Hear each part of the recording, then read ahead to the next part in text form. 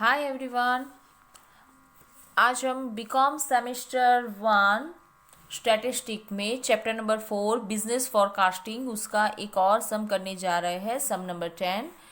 यहाँ पे आप देख सकते हैं, यहाँ पे हमें स्ट्रेट लाइन मेथड जो है वो फॉलो करने के लिए कहा है और 98 के लिए हमें वैल्यू जो है सेल कि वो कैलकुलेट करने के लिए कहा है। ये सब हमने क्यों लिया है, क्योंकि यहाँ पे आप देख सकते हैं कि x जो है मतलब कि नंबर ऑफ द ईयर, उसके बीच में 2 साल की गैप है, 80, 82, 84, 86, 88, 90 एंड 92। इसीलिए हमने ये सम लिया है ताकि आपको पता चले कि अगर 1 साल से ज़्यादा अगर गैप है तो उस सिचुएशन में x की वैल्यू जो है वो हमें कैसे कैलकुलेट करनी है।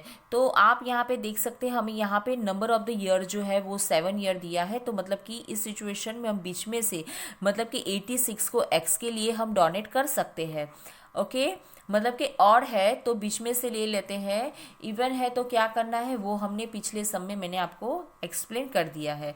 और यहाँ पे आप बीच में से मतलब कि 86 को सिलेक्ट करते हैं, लेकिन यहाँ पे आपको ये याद रखना है कि नंबर ऑफ द ईयर उसके बीच में डिफरेंस जो है वो 2 साल का है, इसीलिए हम यहाँ पे ले रहे हैं डिवाइडेड बाय 2।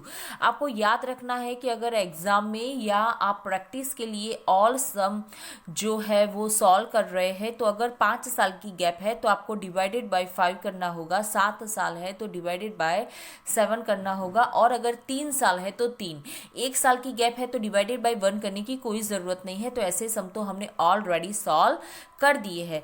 तो अब देखो, हमने यहाँ पे डायरेक्ट ही x को ले लिया, x minus 86 divided by 2। Divided by 2 क्यों लिया, क्योंकि हर साल के बीच में 2 साल की गैप है, इसलिए। तो इस हिसाब से हमें x की वैल्यू मिल गई, फिर x इंटू वाई, और उसके बाद है x, उसके बाद आपको पता है कि यहाँ पे x स्क्वायर की वैल्यू जो है वो भी हमें मिल गई है। अब a और b की वैल्यू हमें कैलकुलेट करनी है, तो sigma y is equal to n a plus b sigma x। Sigma y मतलब कि 490 इंटू एन मतलब कि 70, a plus b sigma x की वैल्यू 0, इस हिसाब से a की वैल्यू हमें मिल गई है। फिर जाके एक्स वाई का फॉर्मूला हमने डाला, तो यहाँ पे पूरे डेटा हमारे पास अवेलेबल है, तो उससे हमें y की वैल्यू जो है वो b की वैल्यू जो है वो भी हमें मिल जाती है। फिर जाके अब हमें फाइनल इक्वेशन y कैलकुलेट करना है, तो y के लिए भी हमारे पास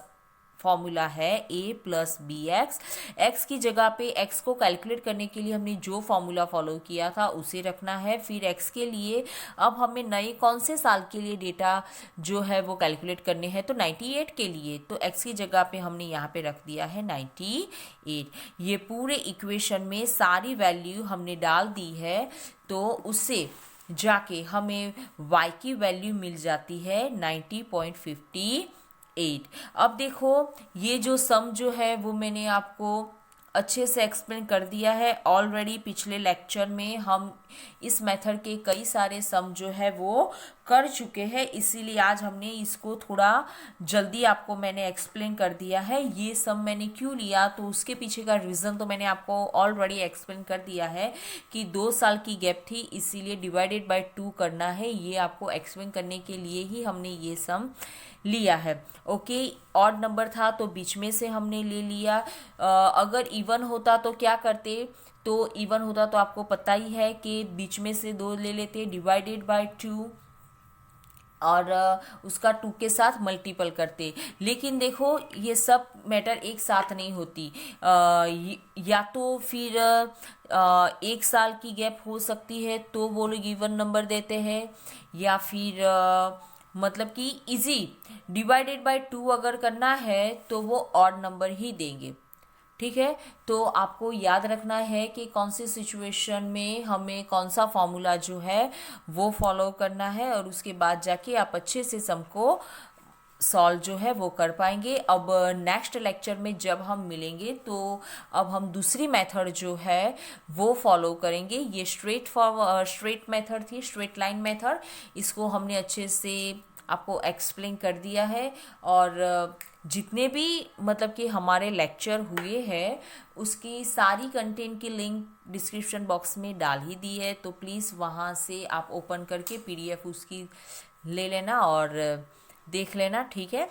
and thanks for watching, bye bye, take care.